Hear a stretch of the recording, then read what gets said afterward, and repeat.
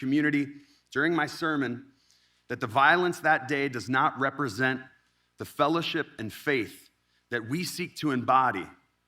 For the first time, my wife and I discussed what we would do if our country became destabilized. How would we protect our 3 children? I've always been engaged politically as an advocate and activist for communities that are often overlooked and underserved. Yet this moment, this insurrection, provided the need for deeper engagement. Earlier this year, when Run for Something, an organization that recruits and supports young candidates, reached out and asked if I would consider running for office, a big part of my decision was the reality that county commissioners have a role in overseeing elections. Free, fair, and accessible elections are the bedrock of our democracy.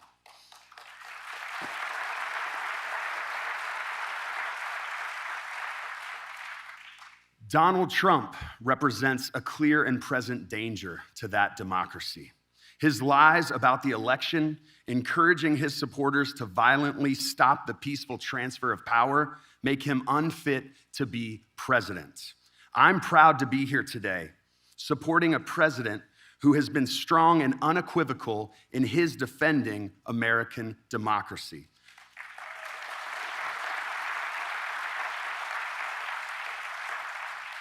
A president whose leadership is exactly what we need in this moment.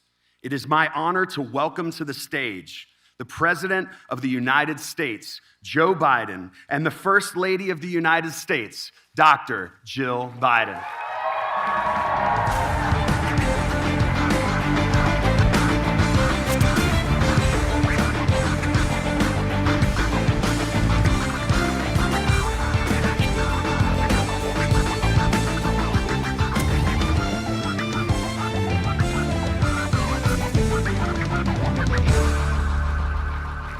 Thank you, thank you.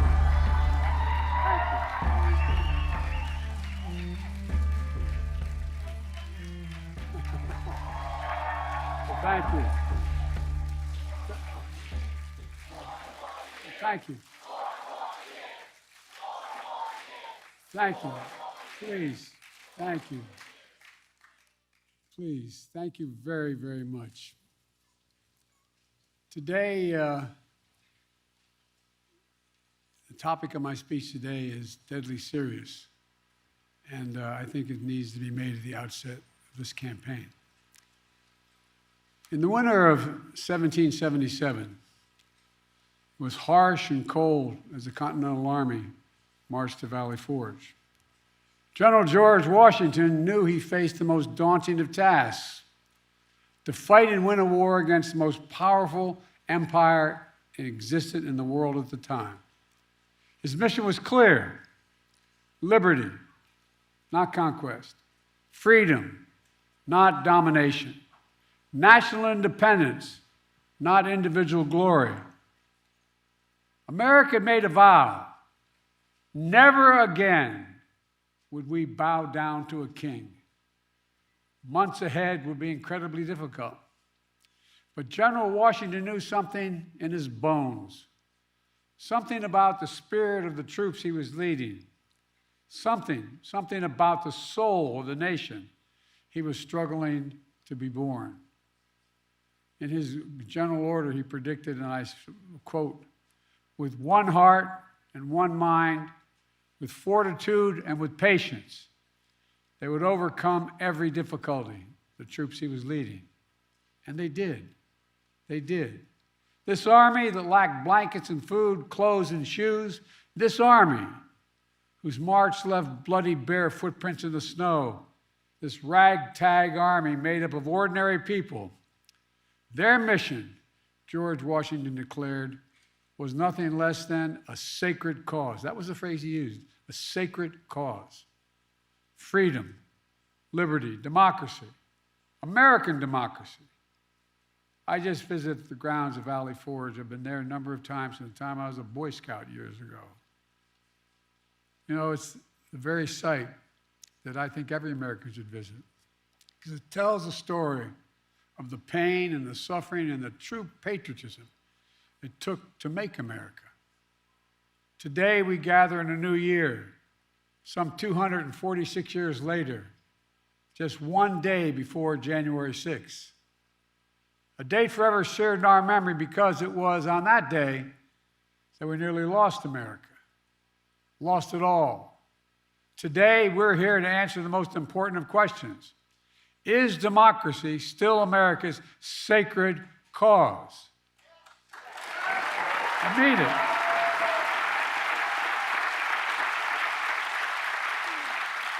This is not rhetorical, academic, or hypothetical.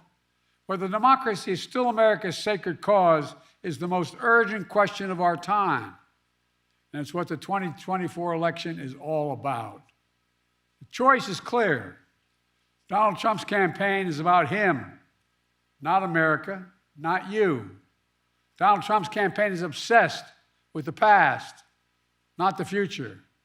He's willing to sacrifice our democracy, put himself in power. Our campaign is different. For me and Kamala, our campaign is about America. It's about you. It's about every age and background that occupy this country. It's about the future we're going to continue to build together. And our campaign is about preserving and strengthening our American democracy.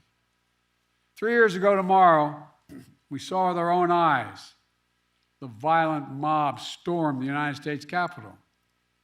It was almost in disbelief as you first turned on the television. For the first time in our history, insurrectionists had come to stop the peaceful transfer of power in America. First time. Smashing windows, shattering doors, attacking the police. Outside, gallows were erected as the MAGA crowd chanted, "Hang Mike Pence." Inside, they hunted for Speaker Pelosi. The House was chanting as they marched through and smashed windows, "Where's Nancy?" Over 140 police officers were injured. Jill and I attended the funeral of police officers who died as a result of the events of that day. Because of Donald Trump's lies, they died because these lies brought a mob to Washington. He promised it would be wild, and it was. He told the crowd to fight like hell, and all hell was unleashed. He promised he would right them. Everything they did, he would be side by side with them. Then, as usual, he left the dirty work to others. He retreated to the White House. As America was attacked from within, Donald Trump watched on TV in a private small dining room off the Oval Office. The entire nation watched in horror. The whole world watched in disbelief. And Trump did nothing. Members of his staff, members of his family, Republican leaders who were under attack at that very moment pled with him. Act. Call off the mob. Imagine had he gone out and said, "Stop." And still, Trump did nothing. It was among the worst derelictions of duty by a president in American history. An attempt to overturn a free and fair election by force and violence. A record 81 million people voted for my candidacy and to end his presidency. Trump lost the popular vote by 7 million. Trump's claims about the 2020 election never could stand up in court. Trump lost 60 court cases, 60. Trump lost the Republican-controlled states.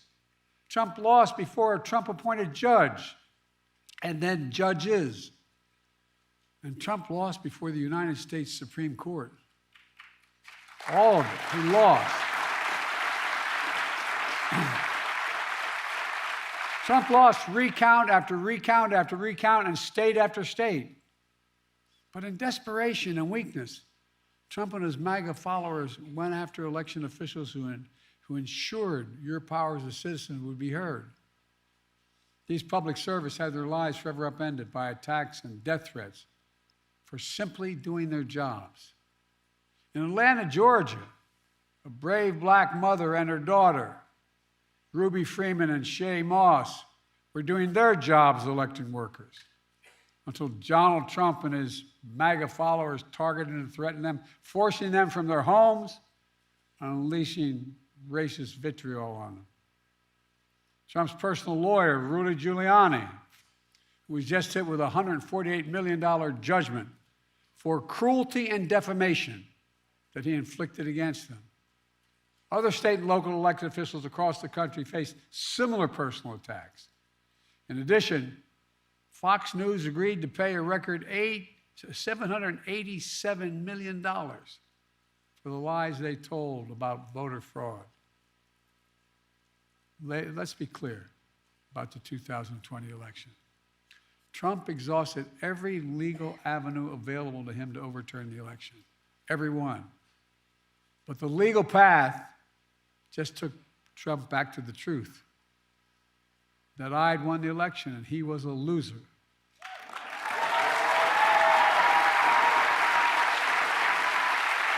Well,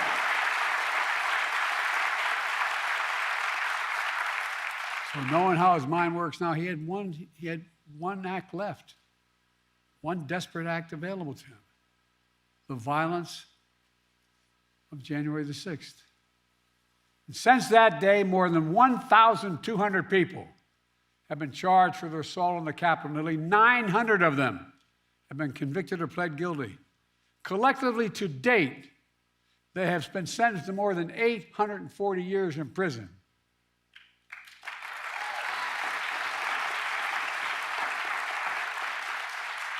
And what's Trump done? Instead of calling them criminals, he's called these insurrectionists patriots. They're patriots. And he promised to pardon them if he returns to office. Trump said that there was a lot of love on January the 6th. The rest of the nation, including law enforcement, saw a lot of hate and violence. One Capitol police officer called it a medieval battle. That same officer was called vile racist names. He said he was more afraid in the capital of the United States of America, in the chambers, than when he was fighting as a soldier in the war in Iraq. He said he was more afraid inside the halls of Congress than fighting in the war in Iraq. In trying to rewrite the facts of January 6th, Trump is trying to steal history the same way he tried to steal the election. But we knew the truth because we saw it with our own eyes. This wasn't like a story being told. It was on television repeatedly. We saw it with our own eyes. Trump's mob wasn't a peaceful protest. It was a violent assault. They were insurrectionists, not patriots. They weren't there to uphold the Constitution. They were there to destroy the Constitution. Trump won't do what an American president must do. He refuses to denounce political violence. So hear me clearly. I'll say what Donald Trump won't. Political violence is never, ever acceptable in the United States political system. Never, never, never. It has no place in a democracy, none. You can't be pro-insurrectionist and pro-American. And yet Trump and his MAGA supporters not only embrace political violence, but they laugh about it. At his rally, he jokes about an intruder whipped up by the big Trump lie, taking a hammer to Paul Pelosi's skull and echoing the very same words used on January 6th. Where's Nancy? And he thinks that's funny. He laughed about it. What a sick... My God.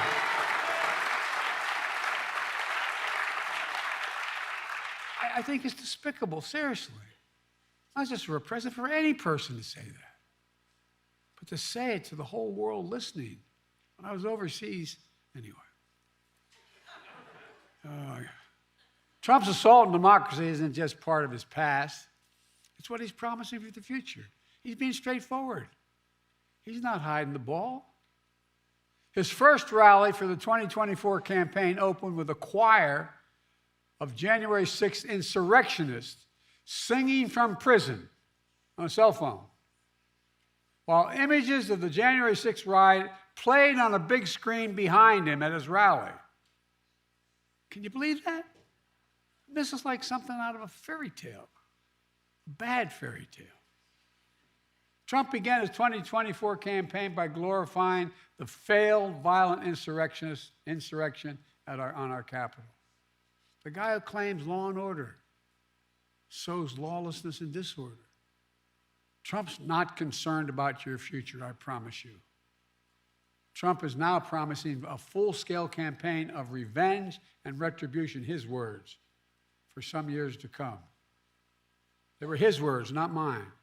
He went on to say he'd be a dictator on day one. I mean, if I were writing a book of fiction, I said an American president said that, and not in jest. He called, and I quote, the termination, quote, this is a quote, the termination of all the rules, regulations, and articles, even those found in the U.S. Constitution, should be terminated if it fits his will. It's really kind of hard to believe. Even found in the Constitution, he could terminate? He's threatened the former chairman of the Joint Chiefs of Staff with the death penalty. Says he should be put to death because the chairman put his oath to the Constitution ahead of his personal loyalty to Trump. This is coming from a president who called, when he visited cemeteries, called dead soldiers suckers and losers. Remember that?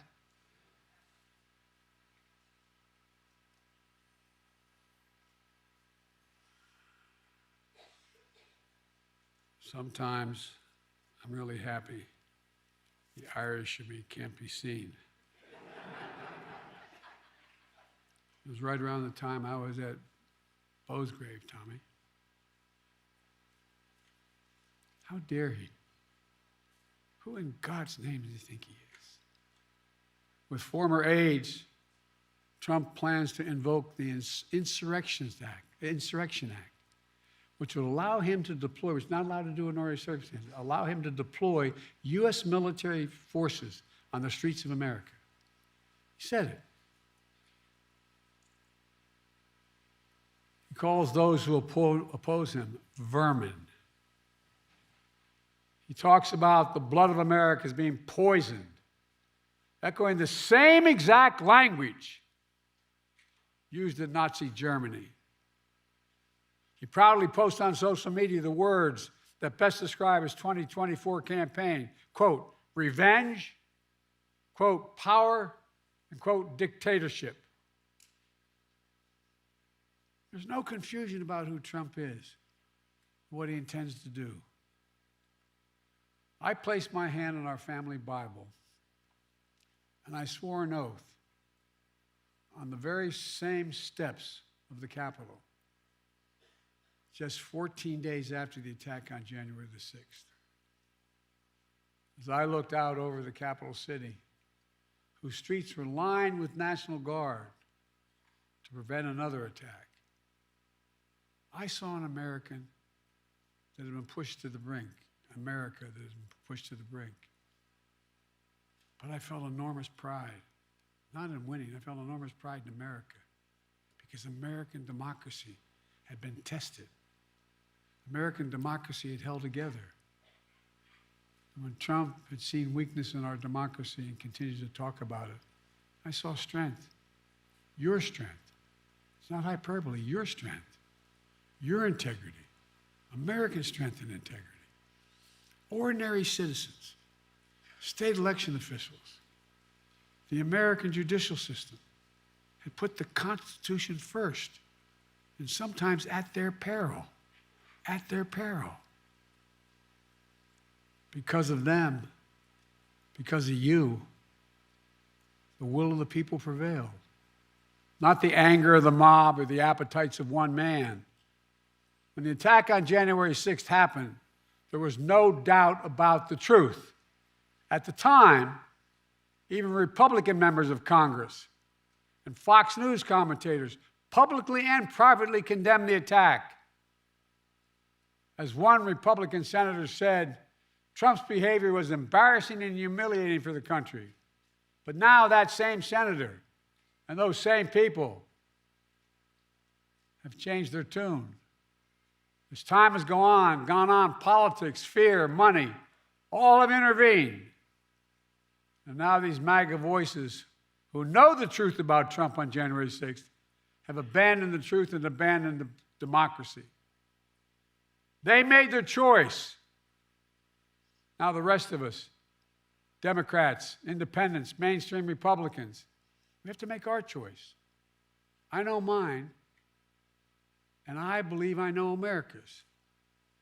We'll defend the truth, not give in to the big lie. We'll embrace the Constitution and the Declaration, not abandon it. We'll honor the sacred cause of democracy, not walk away from it. Today, I make this sacred pledge to you: the defense, protection, and preservation of American democracy will remain, as it has been, the central cause of my presidency.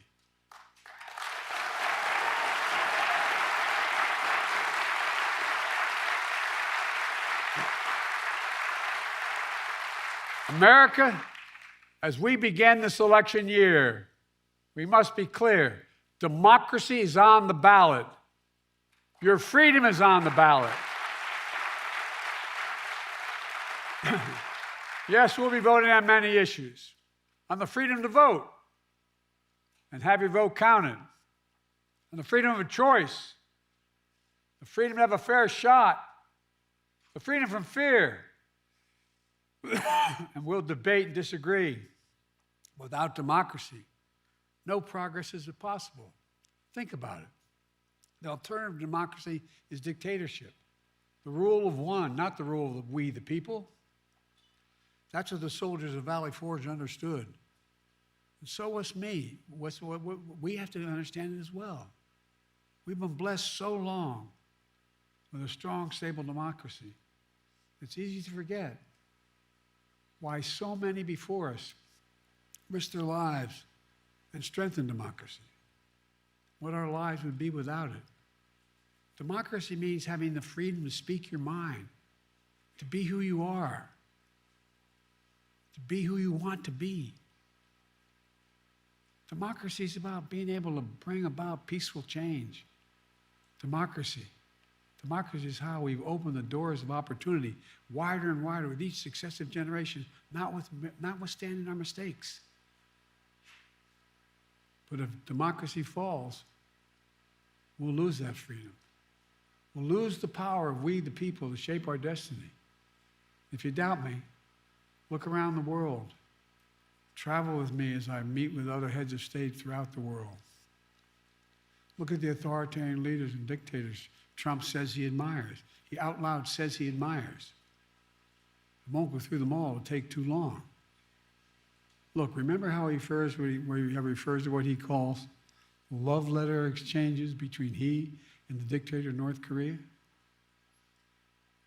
Those women and men out there in the audience ever fought for the American military. Did you ever believe you'd hear a president say something like that? His admiration for Putin. I could go on. And look at what these autocrats are doing to limit freedom in their countries. They're limiting freedom of speech, freedom of press, freedom to assemble, women's rights, LGBTQ rights. People are going to jail, so much more. It's true, the push and pull of American history is not a fairy tale. Every stride forward in America is met with ferocious backlash many times from those who fear progress and those who exploit that fear for their own personal gain. From those who traffic in lies, told for power and profit. For those who are driven by grievance and grift, consumed by conspiracy and victimhood. From those who seek to bury history and ban books. Do you ever think you'd be in a political event talking about book banning for the presidential election? The choice and contest between those forces, those competing forces, between solidarity and division is perennial. But this time it's so different. You can't have a contest. You can't have a contest if you see politics as an all-out war instead of a peaceful way to resolve our differences. All-out war is what Trump wants. That's why he doesn't understand the most fundamental truth about this country. Unlike other nations on earth, America is not built on ethnicity, religion, geography.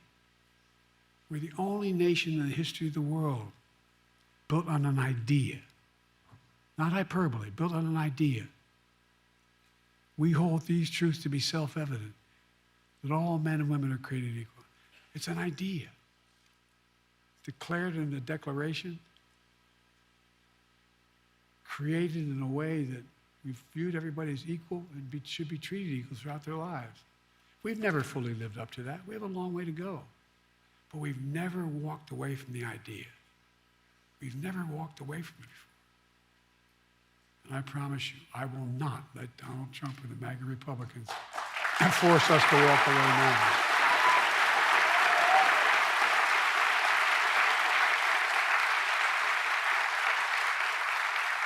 We're living in an era where a determined minority is doing everything in its power to try to destroy our democracy for their own agenda. The American people know it, and they're standing bravely in the breach. Remember after 2020, January 6th insurrection to undo the election in which more Americans had voted than any other in American history?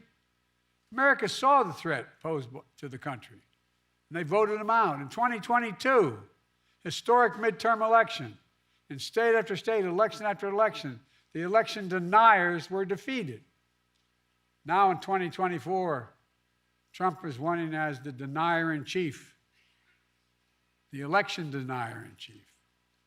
Once again, he's saying he won't honor the results of the election if he loses.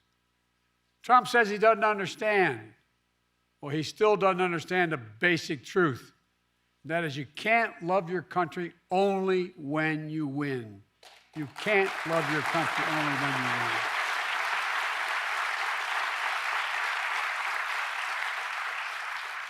So I'll keep my commitment to be president for all of America, whether you voted for me or not.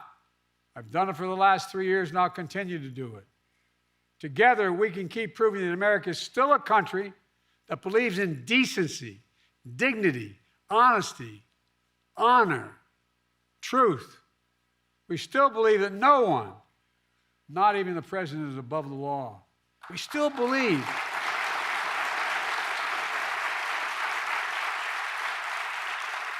the vast majority of us still believe that everyone deserves a fair shot at making it.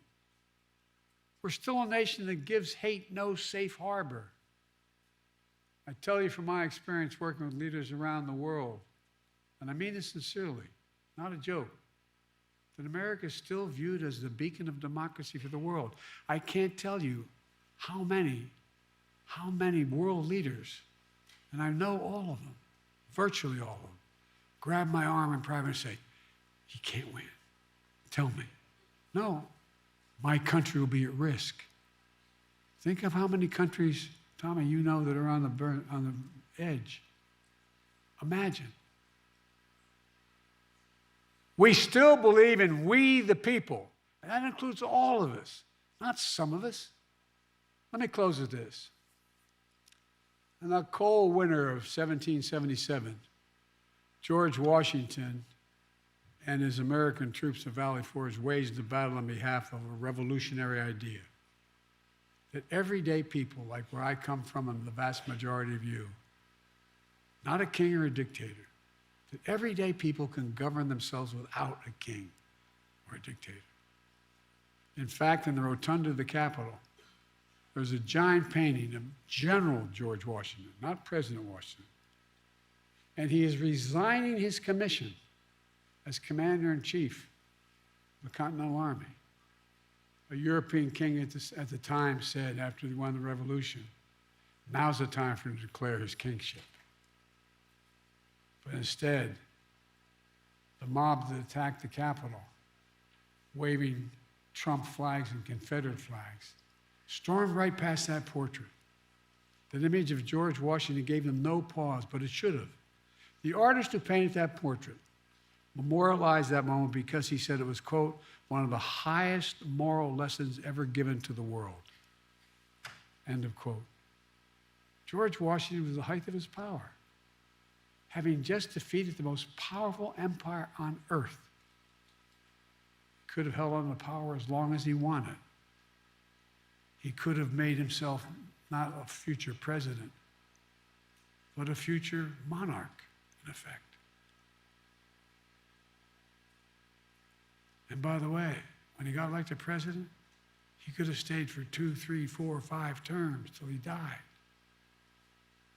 But that wasn't the America he and the American troops at Valley Forge had fought for. In America, genuine leaders, democratic leaders with a small d, don't hold on to power relentlessly. Our leaders return power to the people, and they do it willingly, because that's the deal. You do your duty. You serve your country. And ours is a country worthy of service, as many Republican presidents and Democratic presidents have shown over the years. We're not perfect, but at our best, we face head on the good, the bad, the truth of who we are. We look in the mirror and ultimately never pretend we're something we're not. That's what great nations do.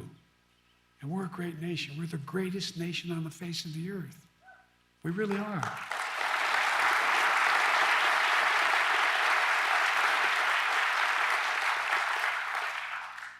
That's the America I see in our future. We get up. We carry on. We never bow. We never bend. We speak of possibilities, not carnage. We're not weighed down by grievances. We don't foster fear. We don't walk around as victims. We take charge of our destiny.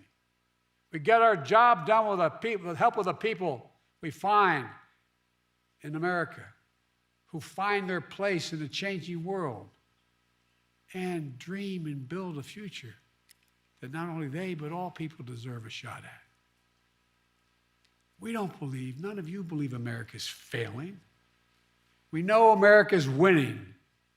That's American patriotism.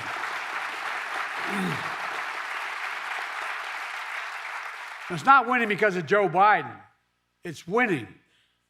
This is the first national election since January 6th. Insurrection placed a dagger at the throat of American democracy since that moment. We all know who Donald Trump is. The question we have to answer is, who are we? That's what's at stake. Who are we? In the year ahead, as you talk to your family and friends, cast your ballots. The power is in your hands. After all we've been through in our history, from independence to civil war to 2 world wars to a pandemic to insurrection, I refuse to believe that in 2024 we Americans will choose to walk away from what's made us the greatest nation in the history of the world. Freedom, liberty, democracy is still a sacred cause, and there's no country in the world better positioned to lead the world than America. That's why, I've said it many times, that's why I've never been more optimistic about our future, and I've been doing this a hell of a long time. Just to remember who we are, with patience and fortitude, with one heart. We are the United States of America, for God's sake. I mean it. There is nothing. I believe with every fiber, there's nothing beyond our capacity if we act together and decently with one another. Nothing, nothing, nothing. I mean it.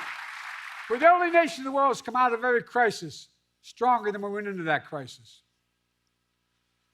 That was true yesterday. It is true today. And I guarantee you it will be true tomorrow. God bless you all, and may God protect our church.